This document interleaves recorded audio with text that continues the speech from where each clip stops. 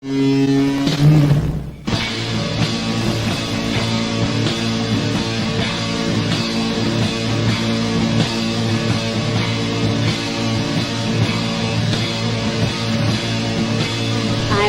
Morris with the NSA. We have identified some very, very interesting anomalous type of aircraft. Traffic is quite luminous and is exhibiting some non-ballistic motion, over. Move very rapidly at any speed or whether any direction it wanted to go, why it could change and go to the right or the left or go crossways without hesitating a bit. What do you think it was? Well, if they call it a flying saucer, that's what it is.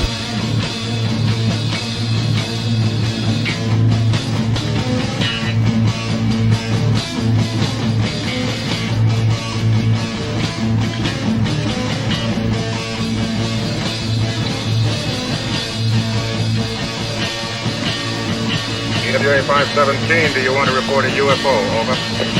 Negative. We don't want to report.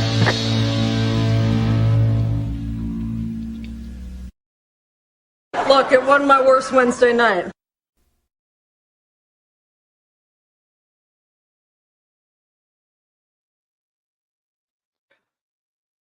Hello, hello, hello. Hello, and welcome to another edition of Anomaly Now. I'm your host, Smiles Lewis. We are transmitting to you from Austin, Texas. This is the usually weekly news and media roundup for the nonprofit 501c3 Scientific Anomaly Institute, aka the Anomaly Archives, dedicated to the preservation of all things anomalous, popular literature, academic research, research materials, correspondence, weird reports of all types, whether it be about anomalous cognition, consciousness, ESP, psi, etc., remote viewing, out-of-body experiences, life after death, Atlantis, cryptozoology, Bigfoot, lake monsters, the whole gamut, all the way through paranormal, parapsychology, hauntings, poltergeists, and all the way to UFOs and UAP. Again, this is Smiles Lewis. Thank you for joining us. It is Wednesday, May 30th. No, not 30th. Wednesday, May 20th, 2026. Thank you for joining us. So glad that you could be here. And well, let's just jump right in. We have a ton of news for you. And so of course, we really need your support. If you could donate to us, you can go to anomalyarchives.org and you can subscribe to the blog there for free. You can go to our patreon.com/anomalyarchives page. You can subscribe there for free. You can sign up for our mailing list for free.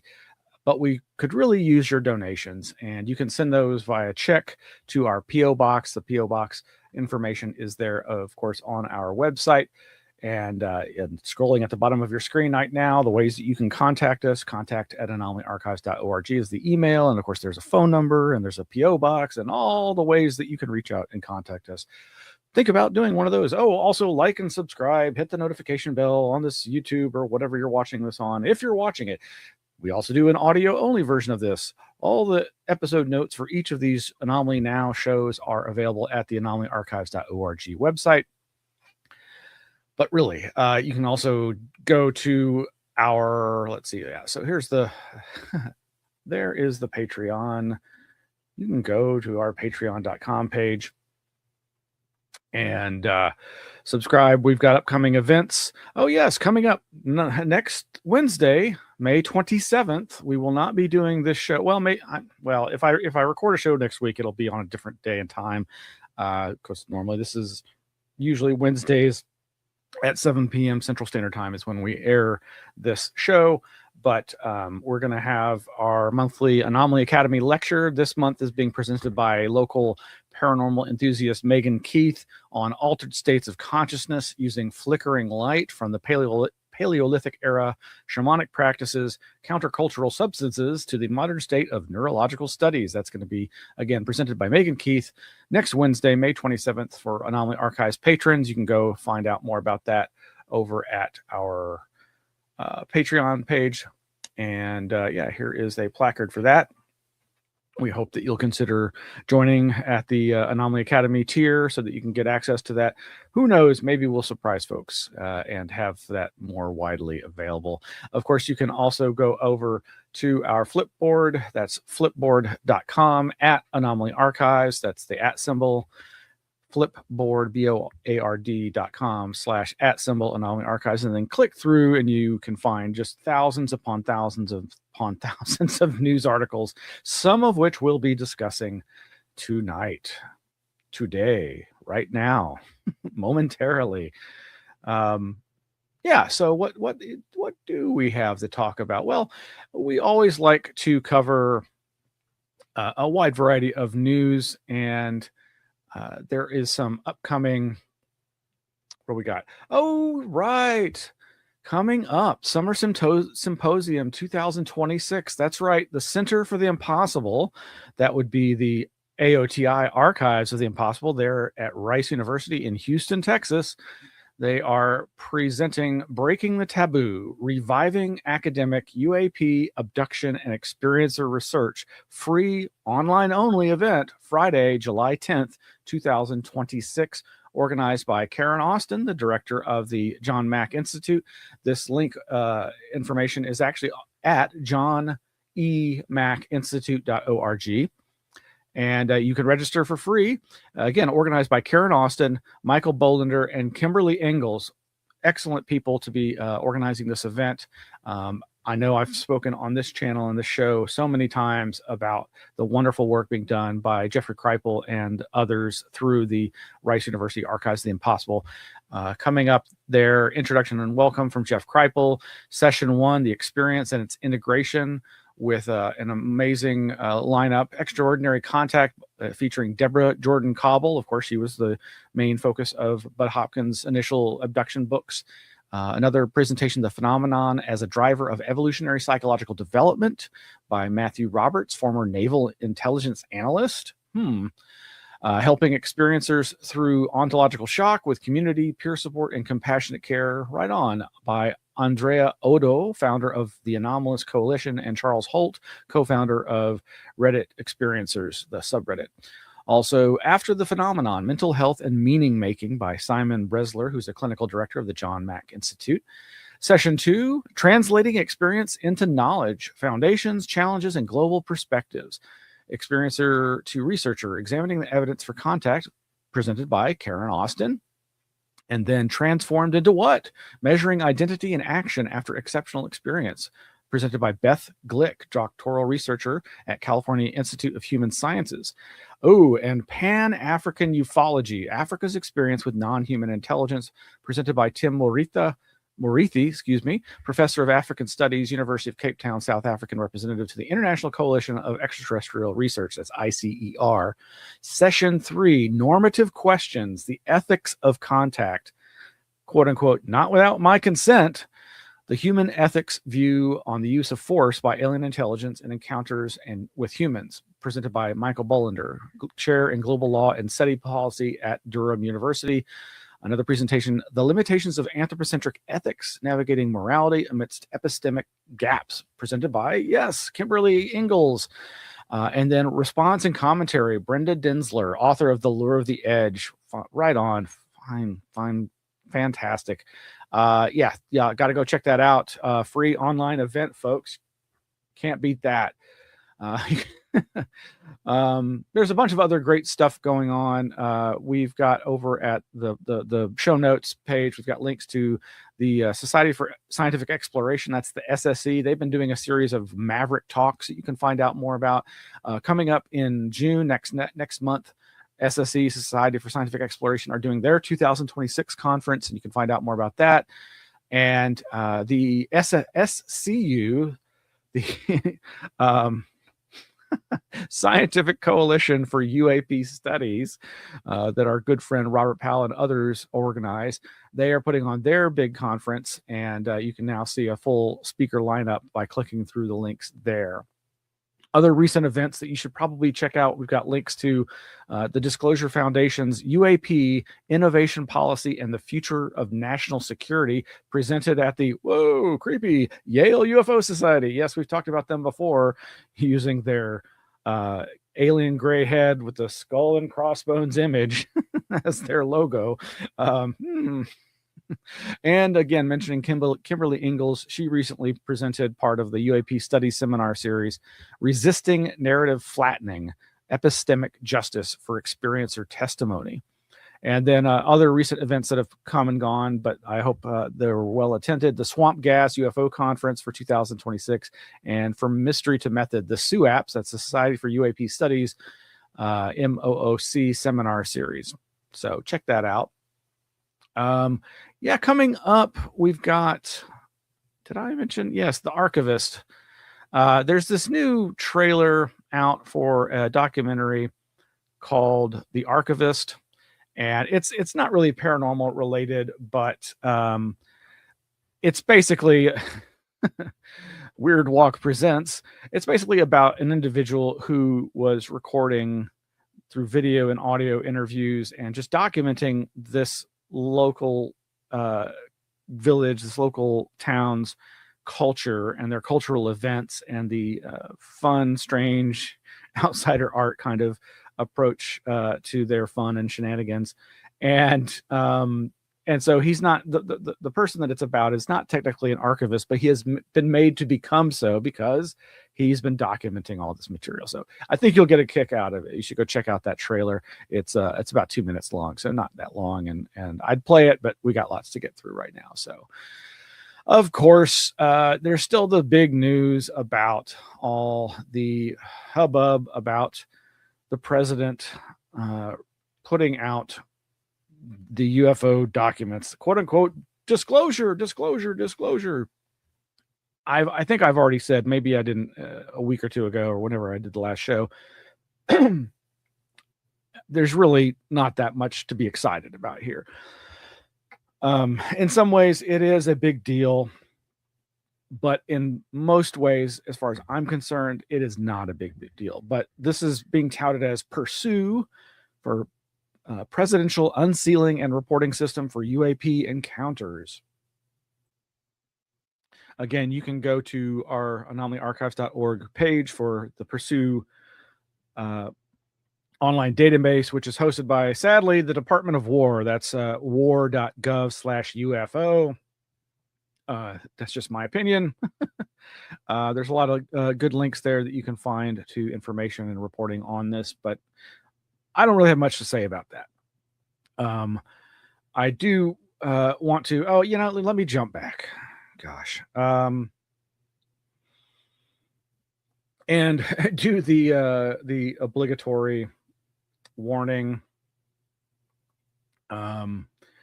Yeah, if you or anyone you know are suffering from suicidal ideation or depression, please get some help and go to various online resources. Contact the Suicide and Crisis Lifeline. You can call the phone number 988 for help. I say that as preface to what happened in the last several days.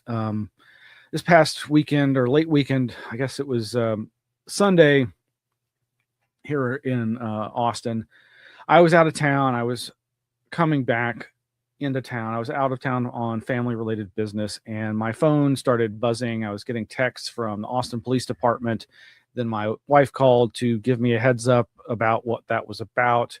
She didn't really have any details at the time. There was basically text from APD saying, go to social media for details, but basically lock down, shelter in place. So South Austin residents, which is a fairly large area, were told to shelter in place due to a active crime scene or active shooter situation.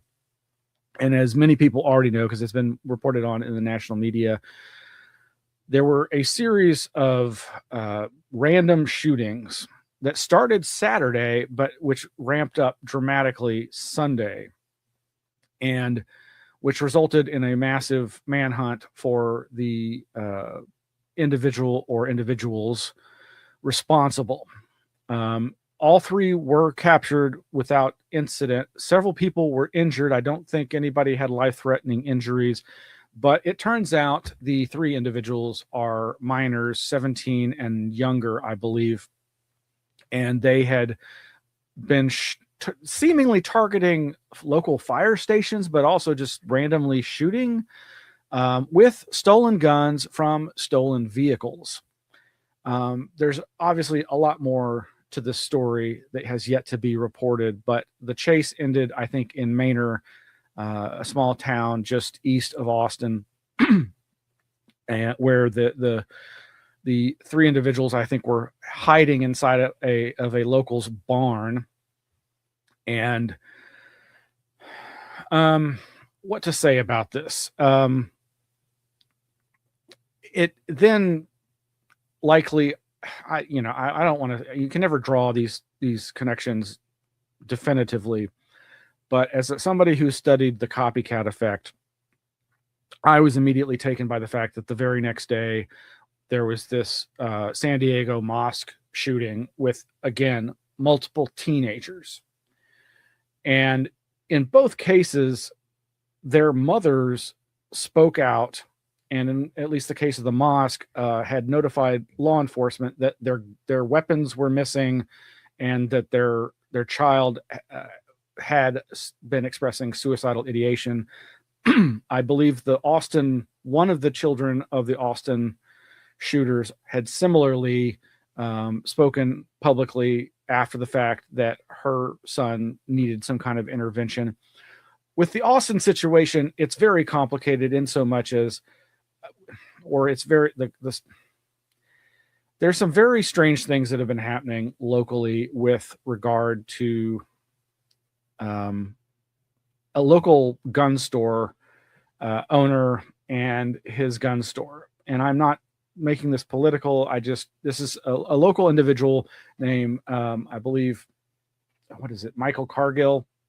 Yeah. Michael Cargill runs a store called Central Texas Gun Works. He's often been in the news for various reasons, but in the last 6 months, I think he and his employees have been in the news at least 3 times. Of course, none of this is parapolitical per se. None of this is paranormal or anomalous per se. Sadly, gun violence in this country is not anomalous. All this is to say, I've spoken out publicly before about the fact that I'm a survivor of a mass shooting in 1979 at the San Antonio Fiesta Parade sniper incident. And of course, our country has just gotten worse in this regard ever since. And it just feels like these two events, a lot of the reporting is focusing on the use of license plate readers to catch the individuals. Obviously, there are a lot of controversial cameras being deployed across the country and getting a lot of pushback from people. Here in Austin, there's been pushback from locals to remove them or cease the contracts with some of these surveillance cameras that use license plate reading technology.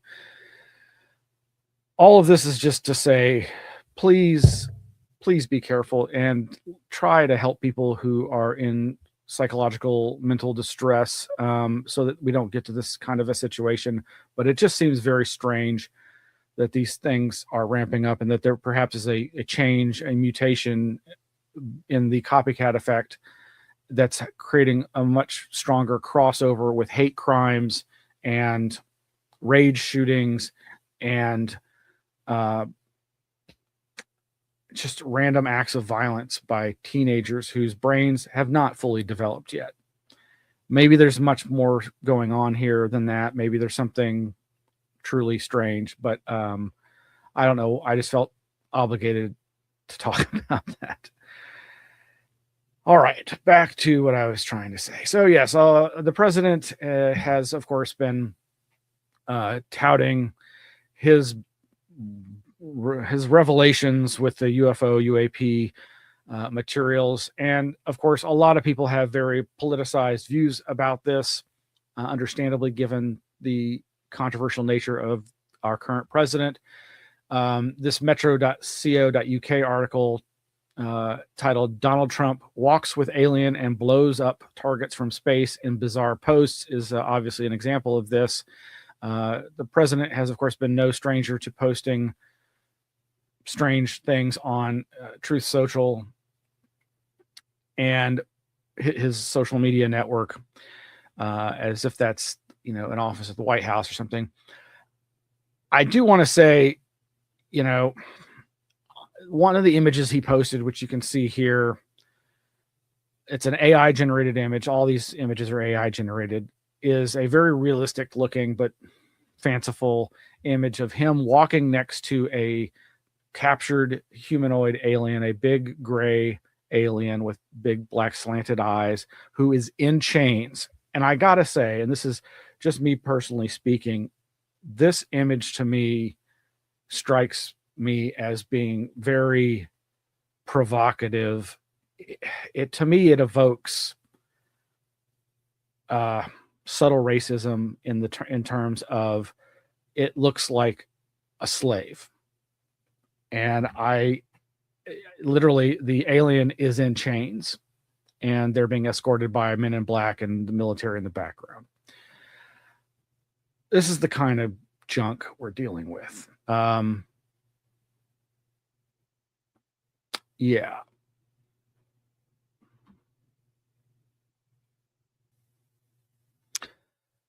Right.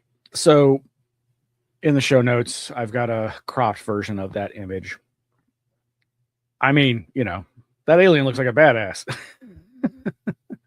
Aside from being in chains. Meanwhile, this is such a politicized situation. Over at theguardian.com, we have this opinion piece. The release of the UFO files won't satisfy conspiracy theorists, but it certainly serves Trump's agenda. If there's no proof of aliens, the president can blame the deep state. If there's proof, he's a hero. Either way, it helps his popularity. I'm not saying either way. I'm just pointing out that obviously, as a very controversial political figure, anything and everything he does is also very controversial. Kind of a random aside here, and I'm not going to dwell on any of this, but there's this other headline. What is this from? It's a YouTube. Trump threatens to stop endorsing Colorado Representative Lauren Boebert. I don't know what the reason for that is, but it just struck me as, oh yeah, remember back in October of last year, on our October 15th, 2025 episode of Anomaly-NOW, we reported on Rep. Lauren Boebert's re-election campaign that was asking, are aliens real? And we played video. Lauren Boebert's re-election campaign advocates for answers about aliens. So I bring that up just to give an example of where the president's support of any particular person, and as we've pointed out and others have as well, the majority of the quote unquote bipartisan UFO caucus, UAP caucus, the people in Washington who are advocating for UFO related disclosure are majority right-leaning conservative Republicans. And Boebert would be one of those. All of them staunch supporters of the president. But as has been shown, when the president feels you've fallen out of favor or betrayed him or his administration, you become on the outs. And Boebert seems to have crossed some line in that regard, despite being a member, so to speak, of this UFO UAP caucus in Washington, for whatever that's worth. Some other UFO news, lots of headlines. Over at sentinel-news.org, France's National Assembly to host UAP conference, one of the oldest countries to have a public official UAP investigation group, GEPAN, that's GEIPAN, will be hosting the conference, which will be exploring the topic of UAP, quote, beyond the realm of fantasy, unquote. This is written by Baptiste Friscore over at sentinel-news.org.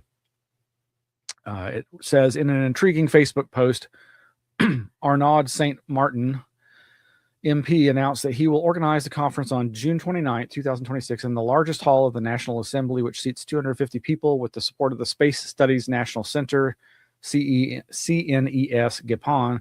He will be joined by Pierre Henriet, MP and Vice President of the Parliamentary Office for the Evaluation of Scientific and Technological Choices. That's OPECST. The OPEXT is, quote, a joint advisory body to the National Assembly and the Senate, comprising 18 members of the National Assembly and 18 senators. Its remit, as set out in the law, is to, quote, inform Parliament of the implications of scientific and technological choices with a view in particular to informing its decisions, unquote. It thus provides Parliament with the expertise needed to inform long-term policy decisions. This is just to say that, you know, we are seeing a shift across the planet of a more respectability level with regards to UFOs, largely due to this post-2017 rebranding as UAP. But I would also add, France has been kind of at the forefront, so it's not that unusual for them to be making these kinds of moves. All one has to do really is check out Jacques Vallée's work on this, and you can find out more about the backstory of the long history of UFO investigations by the French government. Some other headlines. There's a great podcast called UFO Talker. One of the more recent episodes features Dr. Richard F. Haynes talking about UFOs during the Vietnam War, including a UFO that hovered over Nha Trang Air Base and cut off all power. And wonderful friend of the show, Massimo Teodrani, has uploaded to, where is that? Where did he upload that to? It's a PDF that you can download for free from researchgate.net. And that is The Physics of the Impossible, Possible, 6 Theoretical Physics Models for Anomalous Aerial Phenomena, including wormholes, brains, plasma, and beyond. Now, as he stresses, this is not a UFO book. However, much of the technology and phenomena that he's addressing has relevance, obviously, to aspects of the UFO phenomenon. Massimo is somebody I really hope that we can present for one of our monthly Anomaly Academy lectures, and I highly recommend you check out his material, his work. Now, shifting, actually, before we go to that, I was going to mention these other things. House Republicans request UFO talk from private contractor. That's from The Hill, thehill.com.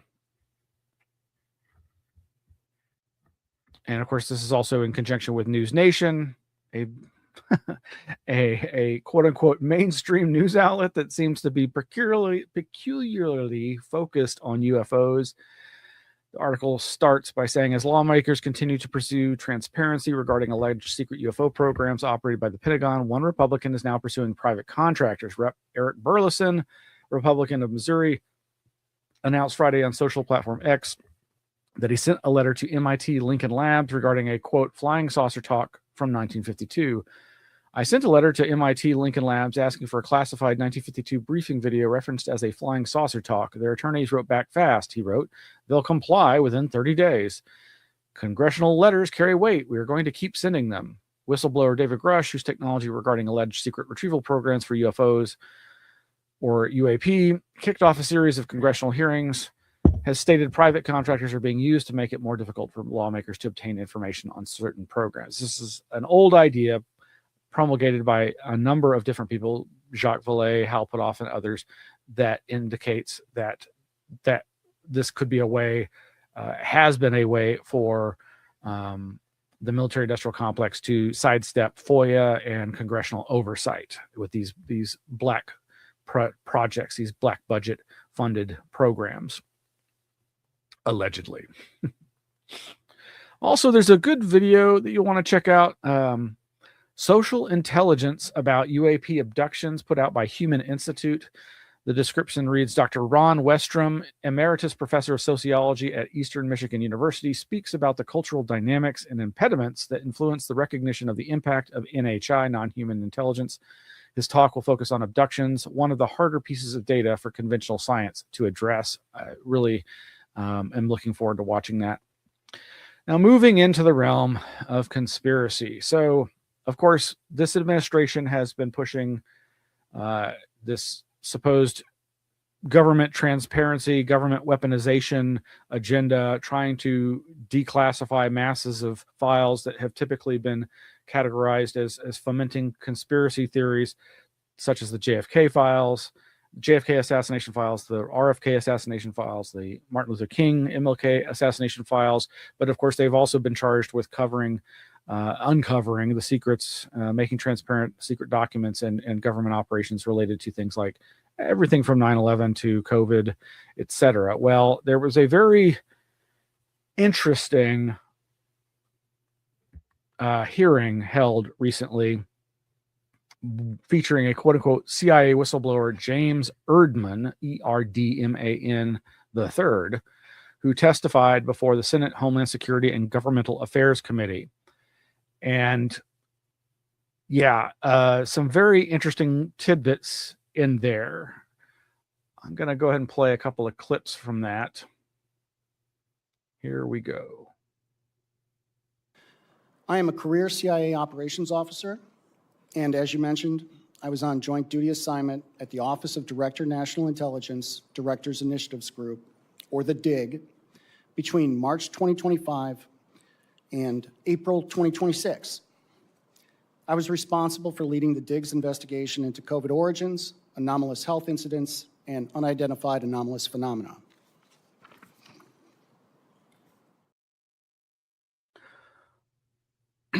COVID origins, AHI, anomalous health incidents, and unidentified anomalous phenomena, UAP. That's pretty wild. Again, we've already been hearing that this panel, this investigation group, has been digging into all of this, but it was still, again, this particular presentation was titled CIA Whistleblower Alleges Federal Cover-Up of COVID-19 Origins. And I'm not here to address that. You can listen to his testimony and do your research and come to your own conclusion. But I was not expecting to hear reference to AHI, anomalous health incidents, nor unidentified anomalous phenomena. So it just, again, it just seems very odd to me when these things get all lumped together. I mean, obviously, anything can be covered up and manipulated, and these happen to be three things that he says he was tasked with looking into.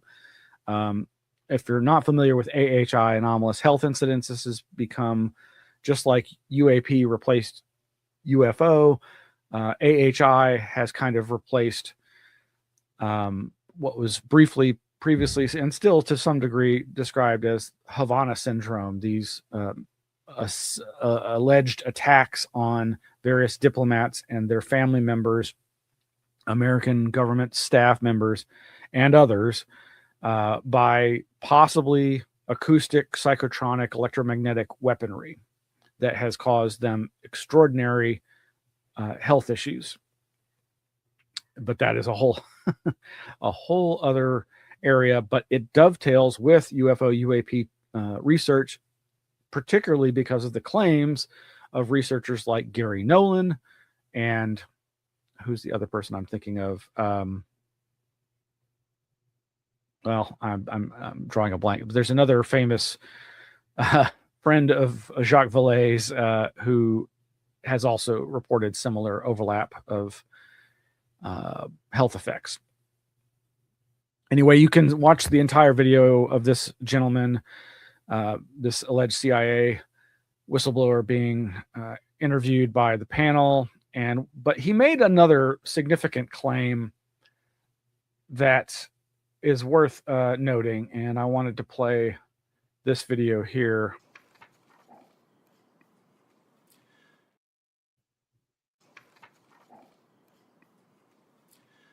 When the DIG ceased operations, the CIA also took back 40 boxes of JFK files and MK Ultra files being processed for declassification by DNI Gabbard. Now, that is just a brief aside, but it created a little bit of a stir, in so much as Rep.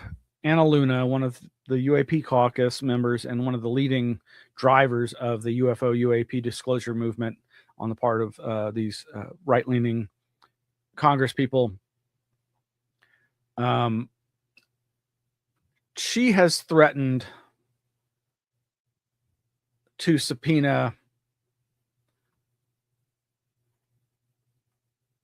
CIA over MK Ultra files. Now, she went on, I guess, News Nation and made this claim about what this supposed CIA whistleblower has said.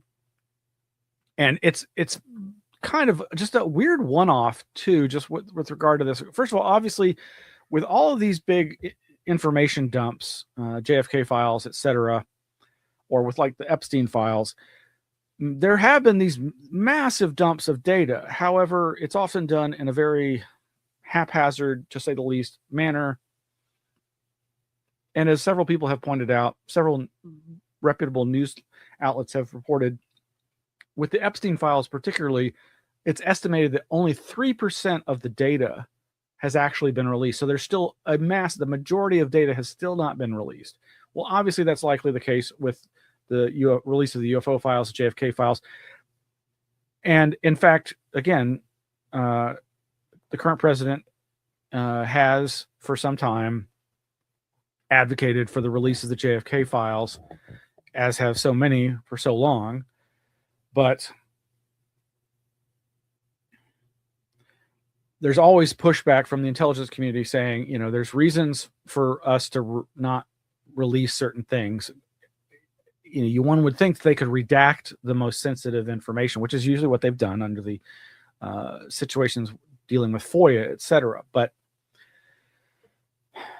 so it's not that strange for there to be held back documents. Now, it's my understanding that hierarchy-wise, Tulsi Gabbard, controversial though she is the top of the chain, and that the CIA should not be able to just come and grab boxes of documents the way as has been alleged here. The other thing I just want to say was with the MK Ultra files, it's always been the understanding of the majority of researchers that those documents, the vast majority of them, are already out there and have been released. And there's a lot of them. However, it's always been known that Jesse Helms, I believe, who was then CIA director, shredded and burned, destroyed a large tranche of them. And it's been assumed that those were some of the ones that he got rid of were the worst evidence of chicanery, shenanigans on the part of the CIA as part of the various MK Ultra and its many sub-programs, including presumably the most heinous involuntary experiments on children, etc. So there are supposed missing MK Ultra related documents. However, it's always been believed that they weren't actually physically in existence anymore. So that is very interesting because, of course, it would be fascinating to see what was destroyed, and it would probably cause quite a stir. Where is the other? So meanwhile, there have been contradictions to this claim of this supposed whistleblower. Newsweek.com reports DNI denies CIA raided Tulsi Gabbard's office. What we know. And this is very brief, but it reads, a spokesperson for the Director of National Intelligence is denying claims that the CIA raided DNI Director Tulsi Gabbard's office to seize dozens of boxes containing files related to the MK Ultra program and assassination of President John F. Kennedy. Olivia Coleman, press secretary for the Office of the Director of National Intelligence, ODNI, referenced a since deleted post by Fox News host Jesse Waters on X late Wednesday regarding the alleged raid. Quote, "This is false. The CIA did not raid the DNI's office," unquote, Coleman wrote. About an hour earlier, Republican Representative Anomaly-NOW of Florida clarified that the CIA took documents, quote, that ODNI has jurisdiction over during the purported incident.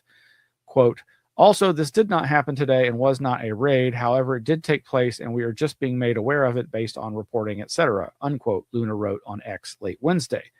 The lawmaker previously told News Nation that she was notified that the CIA, quote, took documents out of ODNI, multiple boxes pertaining to the JFK files as well as MKUltra, unquote. Luna told the outlet that the alleged incident was troubling because of an executive order from President Donald Trump directing the declassification of all files related to JFK and MKUltra, the CIA's Cold War era mind control experiment.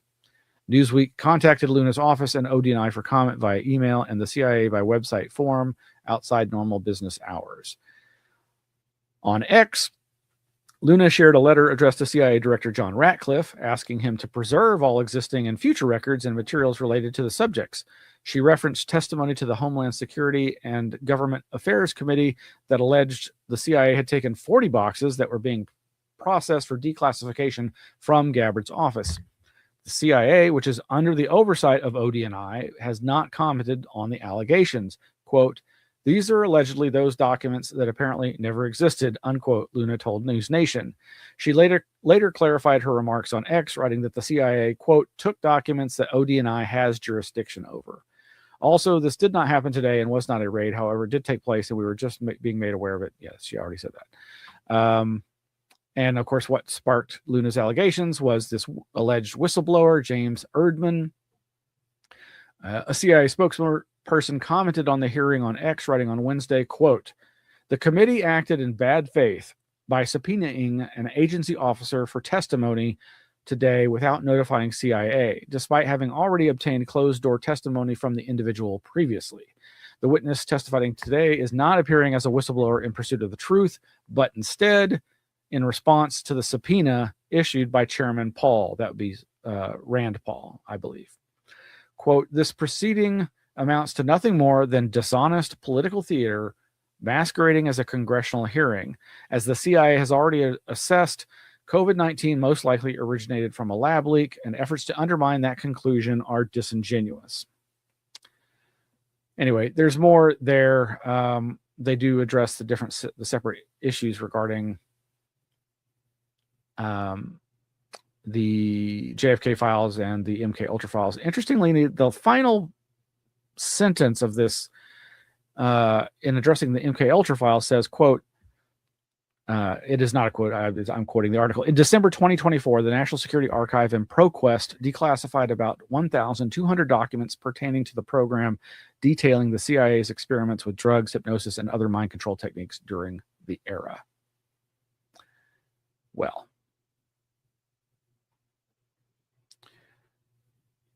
Well, let's take a break and we'll be right back. Okay, just briefly keeping with Representative Congresswoman Luna. Interestingly, the Soul Foundation recently put out a video where they interviewed Congresswoman Luna and Dr. Avi Loeb on breaking UAP disclosure news. Haven't had the chance to watch this, but I'm a little surprised at seeing Soul Foundation interview these two people. Not that there's anything wrong with that, but there you go. All right. What next? Well, I was going to make my way to, yes. Where is that? Yes, paranormal news, paranormal and parapsychological news. Just briefly, there's a new video out by CBS Texas, News Channel 11. Major restoration aims to bring Mineral Wells' iconic Baker Hotel back to life. If you're not familiar with all the many towns in our great big state of Texas, Mineral Wells is one that has its, of course, its own interesting history. There's this giant, amazing old structure that's been empty for a long, long time, under restoration for a long, long time, called the Baker Hotel. And there's a big soiree happening soon to, I guess, promote and probably get some money funding to continue their restoration of this hotel. But as you might expect, it has its own history of being haunted. So there's a number of links out there about the various haunting stories related to the Mineral Wells iconic Baker Hotel. You'll want to go check those out. But this video itself is fun. It's about 4 or 5 minutes long, just as an introduction to the Baker in its current state. But you might find that interesting. Meanwhile, we have the headline. It's actually over at the spr.ac.uk website. Our good friend David Metcalf has written a review of the book Paranormal Media Beyond Hauntology by Jason Lee. He starts his review by saying, in 2019, 2 books were published that mark clear trends in the future of anomaly studies, or perhaps more accurately, signaled where things were at and where they are going. The 2 books were The Flip, Epiphanies of Mind and the Future of Knowledge by Jeff Kripal, 2019, and American Cosmic UFOs, Religion, and Technology by Pasolka, 2019. Both highlight a pivot from the standard academic practice of utilizing the outre as the foil against which to frame abstract theory or a subject to be used as a marketable frame to introduce academic discussions that have nothing to do with the anomalous.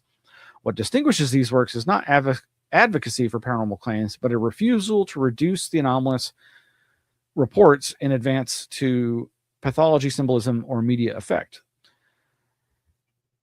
And he jumps forward to talking about this book, Jason Lee's new short book, 87 pages, including references and index, Paranormal Media Beyond Hauntology, represents a throwback to the kind of material and framework that was allowed for the paranormal to exist as a matter exclusive of any attempt to actually deal with the fact that surveys on belief are quite different from reported experiences of individuals. Belief can be mediated as can perceived interpretation of an experience, but serious scholarship can no longer dismiss such reports solely as mediated misperception without engaging the growing interdisciplinary literature surrounding anomalous experience. Pretty deep dive review there, much more to read and process. But David is going to be one of our presenters for upcoming Anomaly Academy lecture. I believe that's coming up next month in June, and promises to be a really fascinating discussion by a very amazing intellect, David Metcalf. Meanwhile, over at vice.com, this is a weird one, folks. New theory suggests that alternate universe versions of you are determining your fate. The observer effect has been twisted into a human-centered myth, according to one physicist who says reality changes through interactions. What if you aren't actually in control of your own destiny? What if another version of you from some parallel universe is steering the wheel of your life? Or what if an infinite number of alternate yous are all tugging at the controls simultaneously? That's essentially the argument physicist Vlatko Vedral laid out recently in Popular Mechanics, using quantum physics to dismantle the idea that human consciousness magically creates reality. First, let's start by defining the observer effect, because it's the widely accepted idea that Vedral is smashing apart. The observer effect is the idea that simply observing or measuring something inevitably alters it. One classic example is a tire pressure gauge. By checking tire pressure, you're allowing a small amount of air to escape. Thus, by merely observing and measuring, you have altered the subject. A physicist says quantum physics may be stranger than the observer effect. According to Vedral, the observer effect has been badly mangled by decades of internet philosophy and stoner dorm room interpretations of quantum mechanics. The simplified version says that particles exist in multiple states until someone observes them, causing reality to, quote unquote, collapse into a single outcome. The idea became so popular and widely accepted, largely for the wrong reasons, that it even trickled down into New Age spirituality, where people tried to manifest wealth with positive vibes, assuming that they can pull the strings of the universe with their mere acknowledgement of said strings. The observer effect is a very human-centric concept that may even seem a bit arrogant. Yeah.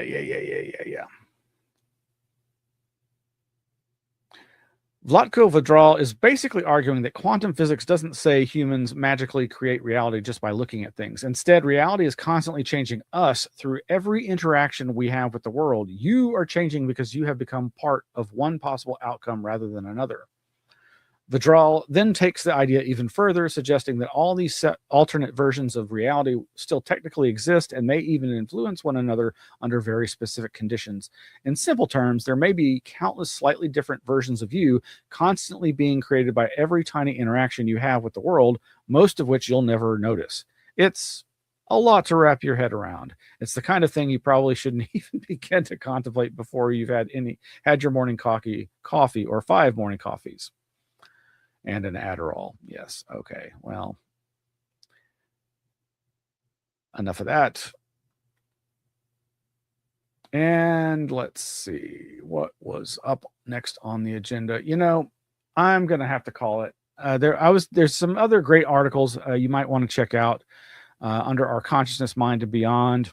Articles about out-of-body experiences, the afterlife, near-death experiences, and dreams. Some of those headlines, they said they left their bodies over at futureincosmos.blogspot.com, as well as she died during routine surgery. Scientists think her brain simulated heaven, but is that the whole story, over at popularmechanics.com. This one over at ashleyknib.com. Dreams Against Time, Precognition, Retrocognition, and the Sleeping Mind, as well as over at thedebrief.org. Dreams may reflect more than past experience, new study finds. And there's this interesting one over at the New York Times, Inside the Interstitium, the Human Body's Hidden Pathways. Oh, so let's end on some nice thoughts here. ABC News, in the midst of all their negative news, had a couple of different things that I thought would be interesting to share here. What do we have? Right. This is a really brief clip. You probably heard about this mid-air collision of jet fighters at an air show. Let's see if I can bring this up here. Truly miraculous that both aircraft stuck together, now inverted, both crews ejecting just feet apart and getting parachutes before the aircraft hit the ground. And David, even more miraculous, only one crew member was injured, and the injuries are not life-threatening. David? Martha Radis reporting tonight. Martha, thank you. And then at the end of that same broadcast, I only bring that up just because it is pretty amazing. If you watch the footage, these aircraft, it's almost like they just magnetized together and fell together. It's bizarre. And as they say, miraculous. Is it truly? But thank goodness nobody was killed or seriously injured. This last thing, there may be a very prosaic explanation, but it just falls into like, was this prophecy by a 4-year-old child of her own future marriage? You be the judge. At the end of this episode, ABC News likes to do their quote unquote America Strong, some kind of upbeat story. And it says basically, bride's dad surprises wedding with recording of his daughter talking about her future husband at the age of 4. Check this out.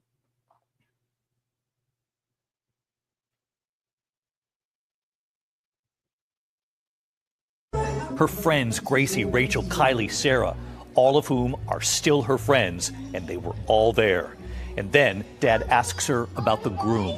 With the camera panning over to her new husband, Max, just listen to what she says when Dad asks that 4-year-old for a name.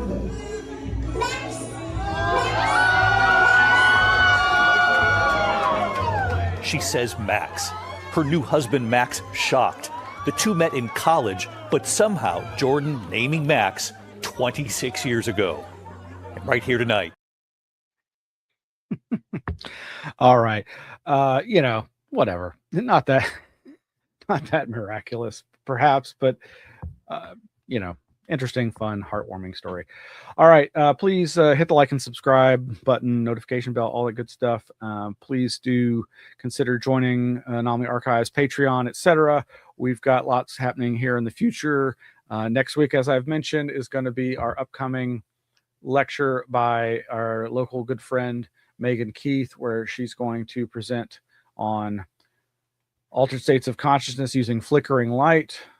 And that'll be, I think we're having that at 7 p.m. So our usual Wednesday night time for Anomaly Now, we'll be having this event.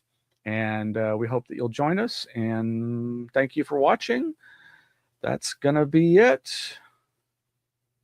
Good night.